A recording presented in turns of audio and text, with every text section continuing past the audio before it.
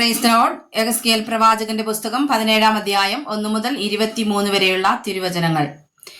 യഹോവയുടെ അരുളപ്പാട് എനിക്കുണ്ടായതെന്തെന്നാൽ, മനുഷ്യപുത്ര, നീ ഇസ്രായേൽ ഗൃഹത്തോട് ഒരു കടങ്കഥ പറഞ്ഞ് ഒരു ഉപമ പ്രസ്താവിക്കേണ്ടത്. യഹോവയായ കർത്താവ് ഇപ്രകാരം അരുളി ചെയ്യുന്നു: വലിയ ചിറകും നീണ്ട തൂവലുമുള്ളതും പലനിറമായ പപ്പു നിറഞ്ഞതുമായ ഒരു വലിയ കഴുകൻ ലെബാനോനിൽ വന്ന് ഒരു ദേവദാരുവിന്റെ ശിഖരമെടുത്തു. അവൻ അതിന്റെ ഇളം ചില്ലികളുടെ അറ്റം മുറിച്ച് കച്ചവടമുള്ള ഒരു ദേശത്ത് കൊണ്ടുചെന്നു കച്ചവടക്കാരുടെ പട്ടണത്തിൽ നട്ടു. അവൻ ദേശത്തിലെ തൈകളിൽ ഒന്നെടുത്ത് ഒരു വിളനിലത്ത് നട്ടു. അവൻ അതിനെ വളരെ വെള്ളത്തിനരികെ കൊണ്ടുചെന്ന് അലരി വൃക്ഷം പോലെ നട്ടു. അത് വളർന്ന് പൊക്കം കുറഞ്ഞ് പടരുന്ന മുന്തിരിവള്ളിയായി തീർന്നു. അതിന്റെ വള്ളി അവങ്കിലേക്ക് തിരിയേണ്ടതും അതിന്റെ വേർ അവന് കീഴ്പ്പെടേണ്ടതുമായിരുന്നു. ഇങ്ങനെ അത് മുന്തിരിവള്ളിയായി കൊമ്പുകളെ പുറപ്പെടുവിക്കുകയും ചില്ലികളെ നീട്ടുകയും ചെയ്തു. എന്നാൽ വലിയ ചിറകും വളരെ പപ്പും ഉള്ള മറ്റൊരു വലിയ കഴുകൻ ഉണ്ടായിരുന്നു. അവനത് നനയ്ക്കേണ്ടതിന് ആ മുന്തിരിവള്ളി തന്റെ തടത്തിൽ നിന്ന് വേരുകളെ അവങ്കിലേക്ക് തിരിച്ച് കൊമ്പുകളെ അവങ്കിലേക്ക് നീട്ടി. കൊമ്പുകളെ പുറപ്പെടുവിച്ചു ഫലം കായ്പാനും നല്ല മുന്തിരിവള്ളിയായി തീരുവാനും തക്കവണ്ണം അതിനെ വളരെ വെള്ളത്തിനരികെ നല്ല നിലത്ത് നട്ടിരുന്നു. ഇത് സാധിക്കുമോ? അത് വാടിപ്പോകത്തക്കവണ്ണം, അതിന്റെ തളിർത്ത ഇലകളൊക്കെയും വാടിപ്പോകത്തക്കവണ്ണം തന്നെ അവൻ അതിന്റെ വേരുകളെ മാന്തുകയും കായ് പറിച്ചു കളയുകയും ചെയ്യുകയില്ലയോ? അതിനെ വേരോടെ പിഴുതു കളയേണ്ടതിന് വലിയ ബലമോ വളരെ ജനമോ ആവശ്യമില്ല. അത് നട്ടിരിക്കുന്നു, സത്യം. അത് തഴയ്ക്കുമോ? കിഴക്കൻ കാറ്റ് തട്ടുമ്പോൾ അത് തീരെ വാടിപ്പോകുകയില്ലയോ? വളർന്ന തടത്തിൽ തന്നെ അത് ഉണങ്ങിപ്പോകുമെന്ന് യഹോവയായ കർത്താവ് അരുളി ചെയ്യുന്നുവെന്ന് നീ പറക.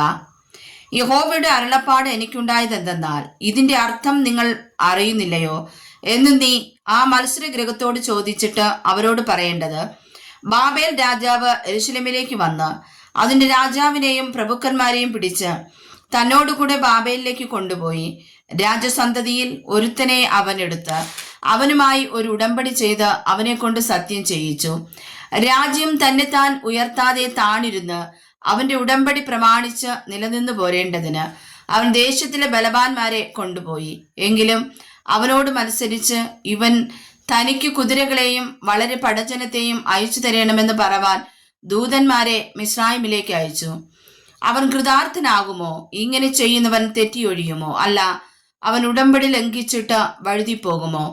എന്നാണ് അവനെ രാജാവാക്കിയ രാജാവിന്റെ സ്ഥലമായ ബാബേലിൽ അവന്റെ അരികെ വെച്ച് തന്നെ അവൻ മരിക്കുമെന്ന് യഹോവയായ കർത്താവിന്റെ അരുളപ്പാട്. അവനോട് ചെയ്ത സത്യം അവൻ ധിക്കരിക്കുകയും അവനുമായുള്ള ഉടമ്പടി ലംഘിക്കുകയും ചെയ്തുവല്ലോ. ബഹുജനത്തെ നശിപ്പിച്ചു കളവാൻ തക്കവണ്ണം അവർ വാടകോരി കൊത്തളം പണിയുമ്പോൾ ഫറവോൻ മഹാസൈന്യത്തോടും വലിയ കൂട്ടത്തോടും കൂടെ അവനു വേണ്ടി യുദ്ധത്തിൽ ഒന്നും പ്രവർത്തിക്കുകയില്ല. അവൻ ഉടമ്പടി ലംഘിച്ച് സത്യം ധിക്കരിച്ചിരിക്കുന്നു. അവൻ കൈയടിച്ചിട്ടും ഇതൊക്കെയും ചെയ്തിരിക്കുന്നു. ആകയാൽ അവൻ ഒഴിഞ്ഞു പോകുകയില്ല. അതുകൊണ്ട് യഹോവയായ കർത്താവ് ഇപ്രകാരം അരുളി ചെയ്യുന്നു: എന്നാണ് അവൻ ധിക്കരിച്ചിരിക്കുന്ന എന്റെ സത്യവും ലംഘിച്ചിരിക്കുന്ന എന്റെ ഉടമ്പടിയും ഞാൻ അവന്റെ തലമേൽ വരുത്തും. ഞാൻ എന്റെ വല അവന്റെ മേൽ വീശും. അവൻ എന്റെ കെണിയിൽ അകപ്പെടും. ഞാൻ അവനെ ബാബേലിലേക്ക് കൊണ്ടുചെന്ന് അവൻ എന്നോട് ചെയ്തിരിക്കുന്ന ദ്രോഹത്തെക്കുറിച്ച് അവിടെ വെച്ച് അവനോട് വ്യവഹരിക്കും. അവന്റെ ശ്രേഷ്ഠ യോദ്ധാക്കളൊക്കെയും അവന്റെ എല്ലാ പടക്കൂട്ടങ്ങളും വാളാൽ വീഴും. ശേഷിപ്പുള്ളവരോ 4 ദിക്കിലേക്കും ചിതറിപ്പോകും. യഹോവയായ ഞാനത് അരുളി ചെയ്തു എന്ന് നിങ്ങൾ അറിയും. യഹോവയായ കർത്താവ് ഇപ്രകാരം അരുളി ചെയ്യുന്നു: ഞാനും ഉയരമുള്ള ദേവദാരുവിന്റെ ഒരു ശിഖരമെടുത്ത് നടും. അതിന്റെ ഇളം ചില്ലികളുടെ അറ്റത്തു നിന്ന് ഇളയതായിരിക്കുന്ന ഒന്ന് ഞാൻ മുറിച്ചെടുത്ത് ഉയരവും ഉന്നതവുമായുള്ള ഒരു പർവ്വതത്തിൽ നടും. ഇസ്രായേലിന്റെ ഉയർന്ന പർവ്വതത്തിൽ ഞാനത് നടും. അത് കൊമ്പുകളെ പുറപ്പെടുവിച്ച് ഫലം കായ്ച്ച് ഭംഗിയുള്ള ഒരു ദേവദാരുവായി തീരും. അതിന്റെ കീഴിൽ പലവിധ ചിറകുള്ള പക്ഷികളൊക്കെയും പാർക്കും. അതിന്റെ കൊമ്പുകളുടെ നിഴലിൽ അവ വസിക്കും. യഹോവയായ ഞാൻ ഉയരമുള്ള വൃക്ഷത്തെ താഴ്ത്തി താണിരുന്ന വൃക്ഷത്തെ ഉയർത്തുകയും പച്ചയായുള്ള വൃക്ഷത്തെ ഉണക്കി ഉണങ്ങിയ വൃക്ഷത്തെ തഴപ്പിക്കുകയും ചെയ്തിരിക്കുന്നു എന്ന് കാട്ടിലെ സകല വൃക്ഷങ്ങളും അറിയും. യഹോവയായ ഞാൻ അത് പ്രസ്താവിച്ചും അനുഷ്ഠിച്ചും ഇരിക്കുന്നു. വായിച്ചതായ തിരുവചനങ്ങളാൽ കർത്താവ് നമ്മേവരെയും സമർത്ഥമായി അനുഗ്രഹിക്കുമാറാകട്ടെ. ആമേൻ.